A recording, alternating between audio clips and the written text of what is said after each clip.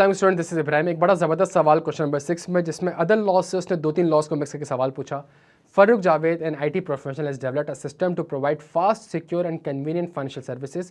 His intention is to market the system, enabling customer to easily obtain money or make payment through tangible or intangible instruments. Additionally, he aims to offer internationally acceptable benchmark level service for payment transfer, clearing and supervision with the goal of improving efficiency, transparency and reducing the risk of forgery.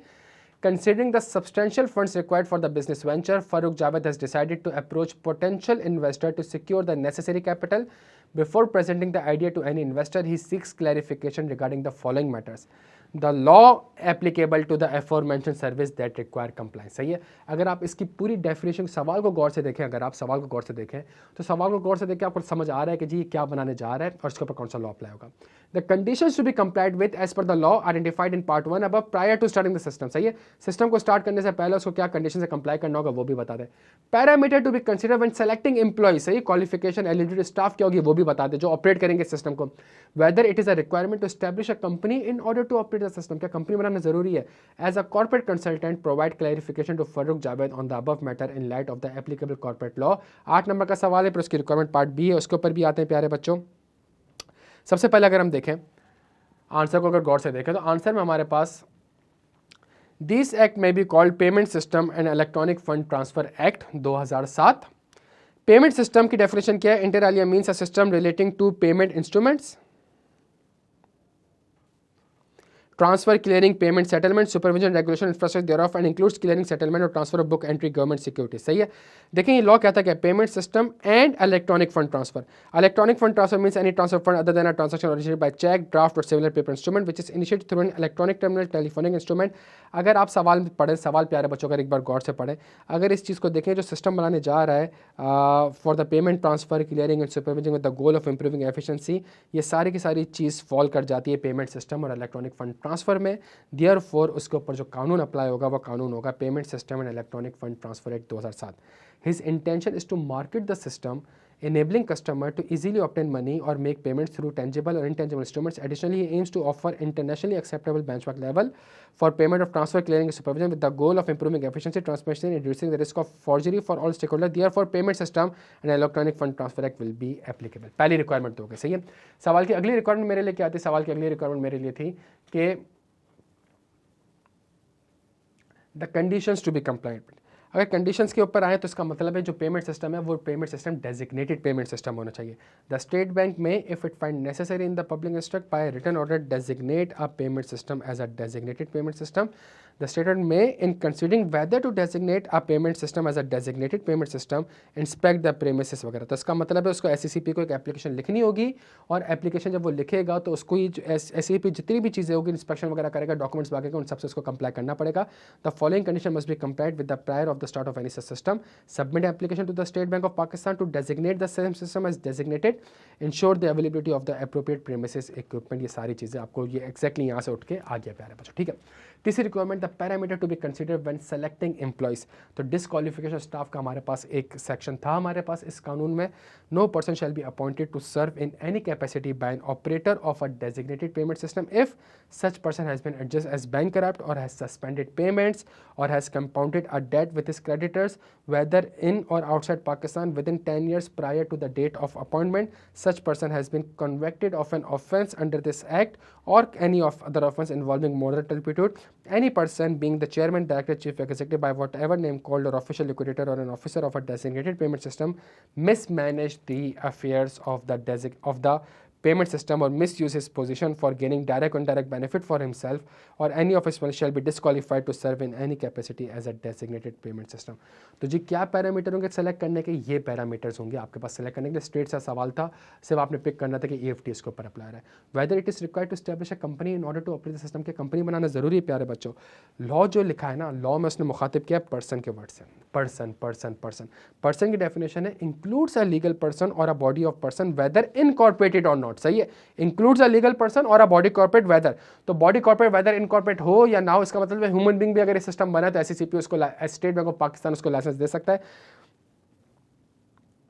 तो ये चीज़ मेरे पास अगर मैं देखूं तो ये चीज़ हो जाएगी। ठीक है। अच्छा अगर आप सवाल देखें तो सवाल में हमारे पास पार्ट बी बड़ा ज़बरदस्त है और वो कहता है assuming that the system developed by Farooq Javed as discussed in a above receive funding from an investor named Chaman limited, a new private limited company was established in November 2022 to provide service to customer. CL made the investment with the intention of positioning NPL as a market leader in the field of payment system. Currently, NPL is considering to acquire the entire shareholding of Swat International Private Limited, which is also involved in a similar business as NPL. The intention behind this acquisition is to merge the business of SIL and NPL. Upon completion of the acquisition, NPL is expected to gain control of approximately 50% of the total market share. इसको थोड़ा सा यूँ समझने की कोशिश करिएगा प्यारे बच्चों। फारूक जावेद साहब एक सिस्टम बनाना चाह रहे थे। फारूक जावेद के पास उनको मिल गया एक इन्वेस्टर जिसका नाम था चमन लिमिटेड। चमन लिमिटेड ने कहा था कि आजो जी हम दोनों मिलकर एक कंपनी बनाते हैं जिसका नाम है NPL। तुम जो सिस्टम बनाओगे वो इस कंपनी में आ जाएगा, ठीक है। कुछ शेयर्स तुम रख लेना, कुछ शेयर्स मैं रख लूँगा, मैं पैसा लगा दूंगा। और ये जो NPL है ना, ये शेयर्स एक्वायर कर लेगी। शेयर्स एक्वायर करेगी, किसके शेयर्स एक्वायर करेगी? स्वात इंटरनेशनल प्राइवेट लिमिटेड के शेयर्स एक्वायर कर लेगी। और अगर हमने इसके शेयर्स एक्वायर कर लिए फिर तुम सोच नहीं सकते क्या होगा, 50% से ज़्यादा मार्केट शेयर हमारे पास होगा। सही है प्यारे बच्चों, क्या अप्लाई हो रहा है? कंपटीशन एक्ट अप्लाई हो रहा है। सही है, अगर आप कानून को गौर से देखें तो कंपटीशन एक्ट अप्लाई हो रहा है। इसके आंसर को कैसे लिखेंगे प्यारे बच्चों? यहां से इसका आंसर आ रहा है अब्यूज ऑफ डोमिनेंट पोजीशन। सही है, no person shall abuse dominant position and abuse of dominant position shall be deemed to have been brought about maintained content if it consists of practice which prevent, restrict, reduce or distort competition in the relevant market. What is dominant position? Of one undertaking or several undertaking in a relevant market shall have been deemed to be exist if such undertaking or undertaking have the ability to behave to an appreciable extent independently of competitors. अगर मैं दोनों companies मेरी हो जाएंगी, customers, consumers, suppliers, and the position of undertaking shall be presumed to be dominant if its share of the relevant market exceeds 40%. exceeds 40%। सवाल में क्या लिखा हुआ है भाई? 50% लिखा हुआ है, ठीक है। ये एक चीज़ तो आ गई। रेलिवेंट मार्केट क्या है? रेलिवेंट मार्केट की डेफिनेशन भी मैंने लिख दी है। मर्जर की डेफिनेशन क्या है? Merger means the merger acquisition. सही है, एक्विजिशन की डेफिनेशन क्या है? Means any change of control of N undertaking by way of acquisition of shares, asset और इसका मतलब सवाल में मर्जर और एक्विजिशन हो रही है। अगर मर्जर और एक्विजिशन हो रही है तो इसके लिए आपको अप्रूवल लेनी पड़ती है प्यारे बच्चों, और वो अप्रूवल आपको लेनी पड़ेगी। किससे लेनी पड़ेगी? वो कमीशन से आपको अप्रूवल लेनी पड़ेगी। कंपटीशन कमीशन है, ये SCCP नहीं है, कंपटीशन कमीशन है, उससे आपको अप्रूवल लेनी पड़ेगी। और अप्रूवल के लिए आपको एक एप्लीकेशन जमा करवानी पड़ेगी और एप्लीकेशन के बाद फेज़ 2 रिव्यू स्टार्ट होगा। उससे रिलेटेड अगर वो कोई इन्फॉर्मेशन मांगता है वो सारी की सारी आपने जमा करानी होगी। तो मैं एक बार सवाल आपके साथ देख लूँ। सवाल में वो आपसे कहता है the restriction applicable on NPL that needs to be taken into account before the proposed acquisition. proposed acquisition से पहले प्यारे बच्चों कमीशन की अप्रूवल लेनी पड़ेगी, उसके बगैर आप नहीं कर सकते। बिकॉज जो थ्रेशोल्ड है वो 40% है, आप 50% पर जा चुके हो, डोमिनेंट इन्फ्लुएंस हो चुका है, आपको कमीशन से अप्रूवल लेनी पड़ेगी। सही है। Under what situation the relevant authority may allow the acquisition despite the restriction applicable. restriction क्या है? restriction कि 40% ज़्यादा अगर आप मार्केट शेयर लेके बैठो, 4-5 इकट्ठे हो गए तो फिर तो कंपटीशन रहेगा नहीं, कस्टमर को नुकसान होगा, आप ज़्यादा प्राइस चार्ज करोगे। क्या उसके बावजूद भी दे सकता है? यस प्यारे बच्चों, बिल्कुल दे सकता है। अगर आप लॉ देखें, if after the second phase review the commission determines that the intended merger substantially lessen competition by creating or strengthening a dominant position, it may nonetheless approve the transaction if it is shown, अगर आपने इसको ये shown कर दिया, it contributes substantially to the efficiency of the production, such efficiency could not reasonably have been achieved by a less restrictive means of competition, the benefit of such efficiency clearly outweighed the adverse effect of the absence of lessening competition, it is the least anti-competitive option for the failing undertakings asset when one of the undertaking is faced with the actual and imminent financial failure। अगर आप ये कर देते हो तो उसके बावजूद चूंकि आप 50% मार्केट शेयर हो, आप डोमिनेंट इन्फ्लुएंस कर रहे हो, आप अब्यूज ऑफ डोमिनेंट इन्फ्लुएंस कर रहे हो, इन कंडीशंस के बावजूद आपको, इस कंडीशंस के बावजूद प्यारे बच्चों कंपटीशन कमीशन आपको लाइसेंस दे सकता है। सही है। इसके आंसर को तो ये चीज़ स्ट्रेट उठ के कॉपी हो जाएगी आपके आंसर में, ये चीज़ स्ट्रेट उठ के कॉपी हो जाएगी। ऊपर वाली चीज़ अगर हम देखें तो उसको कैसे ड्राफ्ट करना है उसको देख लेते हैं। As NPL is considering to acquire entire shareholding of SIL, therefore it will fall under the definition of acquisition/merger. Done हो गया भाई? After the acquisition, the relevant market share will be 50%. Therefore, NPL will be able to abuse dominant position as a market share exceed 40%. NPL shall apply for the clearance from the Commission by submitting pre-merger application, and such information is required by the Commission.